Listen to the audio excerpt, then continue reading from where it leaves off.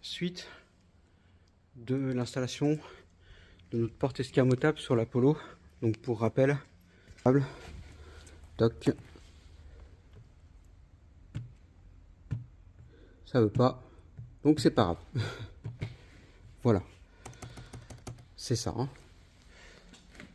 Donc on a là le moteur, on a ça c'est tout ce que j'ai déjà démonté. Donc voilà, j'ai complètement dégarni pour pouvoir installer le moteur. J'ai pas encore commencé, là j'ai commencé par là. Là la porte est dégarnie. Je viens d'installer 1, 2, 3, 4, 5 inserts dans les trous d'origine. On va venir présenter notre panneau. On va pointer, on va refaire tous les autres trous.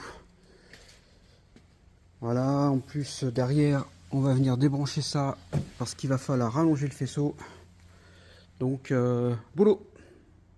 Donc ouais, je disais, on va rallonger le faisceau qui est ici. Donc tout ça, en fin de compte, on le vire. Je récupère le faisceau de l'intérieur.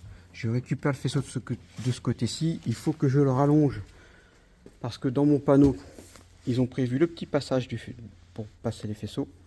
Ça, c'est pour le petit trou pour mettre un nouveau haut-parleur, parce que d'origine, donc en général, là, le haut-parleur qu'on a retiré, il est là, mais du coup, il va être trop grand, il va pas aller.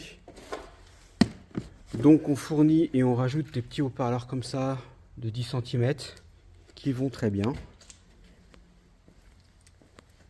Et puis ensuite, il y aura encore, on verra.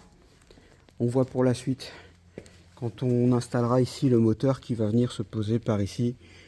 Donc, normalement, il y a des points d'ancrage, il va y avoir des trous à faire dans la caisse. J'adore ça.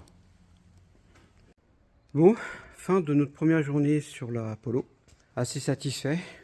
Donc là, voilà, le moteur est posé. Là, il est complètement verrouillé. Et tout. Voilà. Ah, bouge plus. C'est fixé, hein, ça c'est reparti. On a la fixation ceinture, un point en haut, un point au milieu, un point en bas. Il est bien.